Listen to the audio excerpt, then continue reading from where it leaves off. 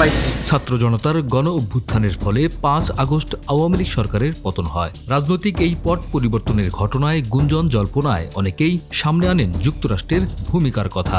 তবে হাসিনার পতনে যুক্তরাষ্ট্রের কলকাঠি নাড়ার অভিযোগ আরও একবার উড়িয়ে দিয়েছেন মার্কিন জাতীয় নিরাপত্তা উপদেষ্টা জ্যাক সুলিভান। তিনি বলেছেন, শেখ হাসিনার পতনে যুক্তরাষ্ট্রের যে কোনো ধরনের ভূমিকা নেই সেটা ভারতীয় ঊর্ধ্বতন কর্মকর্তারাও বিশ্বাস করেন। শুক্রবার এক প্রতিবেদনে এই খবর দিয়েছে ভারতীয় সংবাদ মাধ্যম হিন্দুস্তান টাইমস।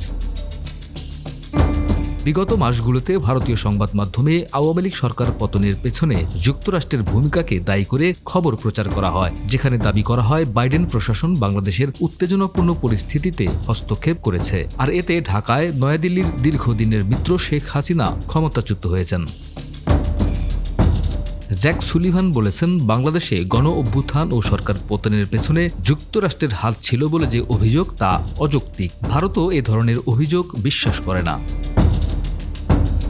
শুক্রবার সকালে হোয়াইট হাউজের রুজভেল্ট রুমে সাংবাদিকদের সালিভান বলেন, যুক্তরাষ্ট্র ও ভারতের সম্পর্ককে বাইডেন প্রশাসনের একটি বিশেষ অর্জন হিসেবে তুলে ধরেছেন। তিনি আরও বলেন, উভয় পক্ষের মধ্যে বিশ্বাসের উন্নতি এবং একে অপরের মধ্যে কৌশলগত বিনিয়োগ বৃদ্ধি পেয়েছে।